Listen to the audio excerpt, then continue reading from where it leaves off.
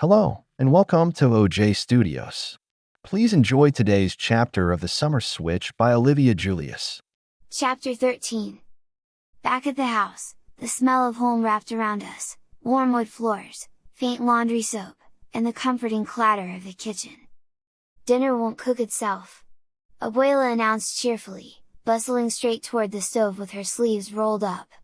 Pots and pans clanged as she began her work, humming under her breath like she owned the place.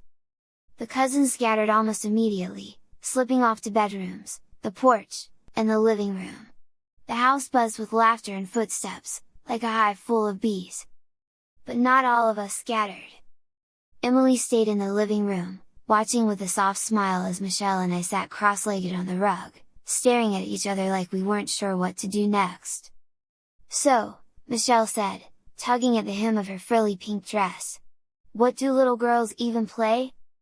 I shrugged, my gingham skirt swishing as I shifted. "Beats me. Last time I was this small, Legos and trucks were my thing." Michelle smirked. "Yeah, same. But I don't think Abuela's closets are stocked with Hot Wheels." "Not unless she put them in the wrong universe," I muttered. Emily chuckled from the couch. "Don't overthink it. Just play. You'll figure it out." So we did. We started awkwardly, stacking blocks we found in one of the toy bins Abuela had apparently conjured out of nowhere. Michelle pretended to build a castle, and I pretended to knock it down with a giggling roar. Soon enough, we were chasing each other around the rug, laughing in squeaky voices that didn't sound like us at all. And as silly as it was, I realized something strange. We were learning how to be little girls together, two brother-in-laws stripped of age, dignity, and manhood, reduced to playmates in pigtails and ruffles. It was humiliating. And yet, in a weird way, it wasn't all bad. Michelle and I were mid-battle, her castle of blocks looming proudly, my dragon roar echoing off the walls, when Emily slid down from the couch and knelt on the rug beside us. "Alright, you two," she said with a smile, reaching for a stray block. "Every castle needs a princess. Who's volunteering?" "Not it!" Michelle squeaked immediately, throwing both hands in the air. Emily turned to me with a mischievous grin. "That leaves you, Allison." I groaned, flopping backward onto the carpet. "Seriously? I'm the dragon, not the princess." Emily chuckled, balancing the block on my tummy like a crown. "For today, you're both Princess Dragon." Michelle laughed so hard she fell over, clutching her little sides. "Princess Dragon! That's perfect!" I rolled my eyes, but I couldn't stop the smile tugging at my face.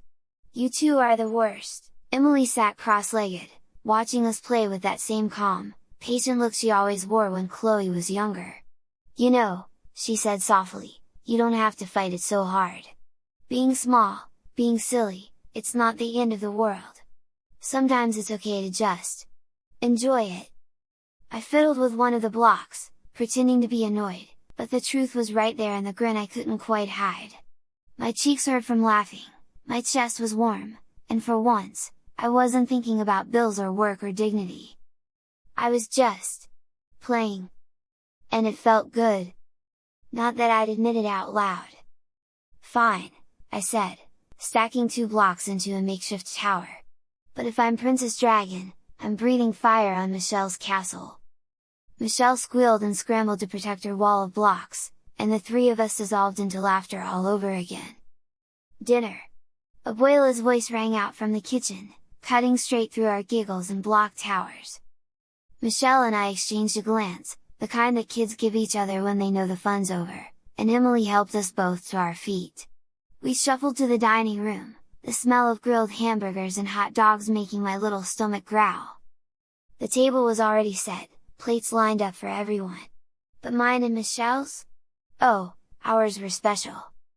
Michelle's plate was shaped like a pink pig, mine like a smiling cow. Each came with a single hot dog, already cut into neat little bite-sized chunks, with a scoop of macaroni and cheese shaped into a wobbly mound on the side. And then there was the kicker, a brightly colored sippy cup, filled with grape Kool-Aid. Mine had cartoon ducks. Michelle snorted the moment she saw it. "Oh man! This is priceless!" I scowled, picking up the cup and turning it over in my hands. "Really? A sippy cup? 4-year-olds and 5-year-olds don't even use these. We've outgrown them." Abuela breezed past me with a smile, setting down a bowl of chips. "Nonsense, Allison! You're not used to being so small yet. I'd rather you have a sippy cup than knock over a glass all over my table." I opened my mouth to argue again, to say this is my table. But she gave me that look, the kind of look that dared me to test her. So, grumbling, I popped the spout into my mouth and took a sip. The grape Kool-Aid tasted way too sweet, like childhood itself, and Michelle burst into laughter across from me. "You look ridiculous," she said, stabbing one of her hot dog chunks with her fork.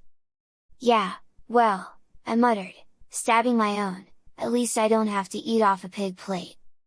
"Cow plate's not much better," she shot back. We glared at each other for about 5 seconds before dissolving into squeaky giggles, the kind you just can't hold back. Still, as I looked around at the rest of the family, the cousins with their full plates, Chloe biting into a burger, Emily sipping from a tall glass of soda, I couldn't help but feel the sting of it. Playtime was fun. But dinner reminded me exactly where I stood. I wasn't Greg, the man of the house. I was Allison, 4 years old, eating cut-up hot dogs off a cow plate. I stabbed the last piece of cut-up hot dog, stuffed it into my mouth, and washed it down with a slurp from the sippy cup.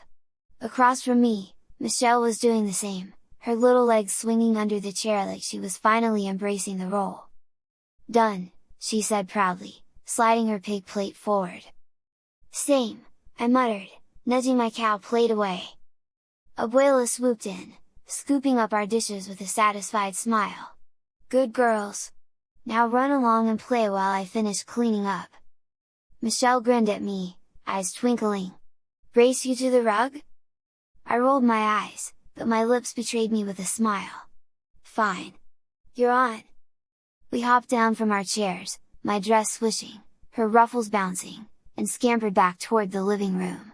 Emily trailed behind us with an amused shake of her head, already bracing herself to referee whatever chaos we cooked up next.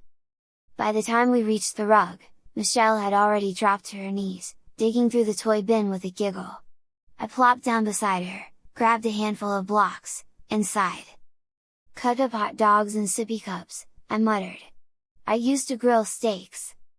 Michelle smirked. "And now you're building castles with me. Get used to it, sis." I shook my head, but I couldn't help laughing as we set to work, the clatter of blocks mixing with our squeaky voices. Dinner might have been humiliating, but at least playtime was ours.